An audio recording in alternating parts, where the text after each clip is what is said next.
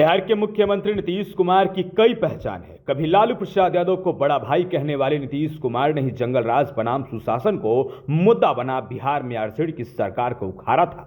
उस वक्त भी उन्होंने बीजेपी की मदद ली थी, लेकिन वो हमेशा बीजेपी के साथ नहीं रहे। इतनी बार पाला बदला कि कब वो रुख पलट लेंगे इसका अंदाजा लगाना भी मुश्किल हो गया। बीजेपी के साथ छोड़ लालू प्रसाद की आरजेडी के साथ मिल सरकार बनाने की बात अभी लोगों के जहन में ही होगी। फिर देखते ही देखते उन्होंने आरजेडी का दामन छोड़ कमल को थाम लिया और 9वीं बार जेडीयू बीजेपी के साझा सीएम के तौर पर शपथ ले ली। ये भी सबको खूब याद होगा। इस बार मुख्यमंत्री बनने के बाद वो लगातार बीजेपी के एजेंडे को आगे बढ़ाते दिख रहे हैं। ताजा मसला अयोध्या से सीतामढ़ी को जोड़ने वाले राजमार्ग का है। यहां ध्यान रखने वाली बात है कि नीतीश कुमार ने जब केंद्र में पहली बार बीजेपी सरकार का समर्थन किया था तो कॉमन मिनिमम एजेंडे को इसका आधार बताया था। इस कॉमन मिनिमम एजेंडे में मंदिर और धारा 370 जैसे मसले नहीं थे। अब मंदिर भी तामीर हो गया है और धारा 370 भी बीते दिनों की बात लगने लगी है। फिर नीतीश कुमार आखिर क्यों भगवा अवतार में आ रहे हैं, ये सवाल उठता है।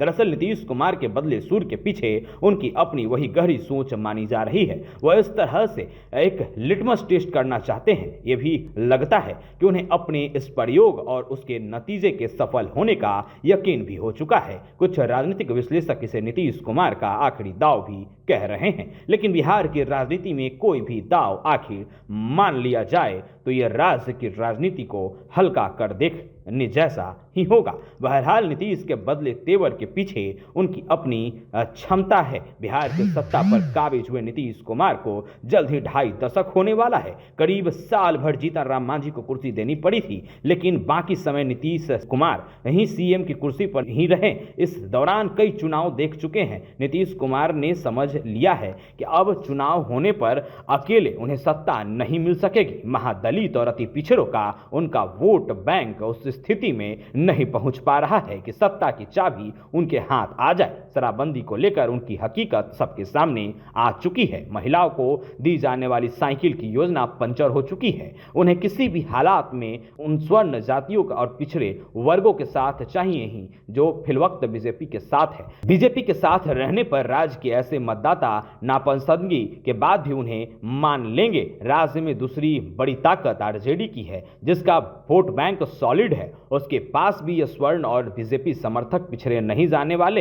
हालांकि काफी समय पहले से आरजेडी नेता MY समीकरण यानी कि मुस्लिम यादव की जगह A to Z की राजनीति करने की बात कह चुके हैं। वो भी बिहार की राजनीति की इस गणित को पढ़ने के बाद ही अपने को रीरूट करने की कोशिश कर रहे थे, लेकिन स्वर्ण और बीजेपी समर्थक पिछड़ी जातियों के मतदाता उन्हें अभी भी अपने नजदीक नहीं फटकने दे रहे हैं। इस गणित के आधार पर नीतीश कुमार की कोशिश है कि बीजेपी के एजेंडे को लेकर राज्य में ध्रुवीकरण की स्थिति पैदा हो जाए। इसका फायदा उन्हें उनके अपने उम्मीदवारों को मिल सकता है। अगर राज्य में हो रहे उपचुनाव में इसका फायदा मिल जाता है तो अगले आम चुनाव में भी इसकी तेवर के साथ वो मैदान में उतरेंगे। अब उम्र और स्वास्थ्य भी उनके पक्ष में इस तरह से नहीं है कि वो कोई और प्रयोग कर सकें। इधर बीजेपी की मजबूरी यह है कि हर तरह का हथियार इस्तेमाल करने के बाद भी बिहार में वो आरजेडी या जेडीयू के वोट बैंक में नहीं घुस पा रही है। इस वजह से उसे भी नीतीश कुमार को मंजूर करना पड़ रहा है। नीतीश अगर अगले आम चुनाव में ठीक ठाक सीटें जीत जाते हैं तो एक तो उनकी पार्टी को तोड़ पाना मुश्किल हो जाएगा और बीजेपी को उनका सम्मान करना ही पड़ेगा। कुछ विश्लेषक तो ये भी मान रहे हैं कि उस स्थिति में वो सम्मानजनक तरीके से बिहार की राजनीति से विदा भी ले सकेंगे। Bureau report NBC 24 Patna.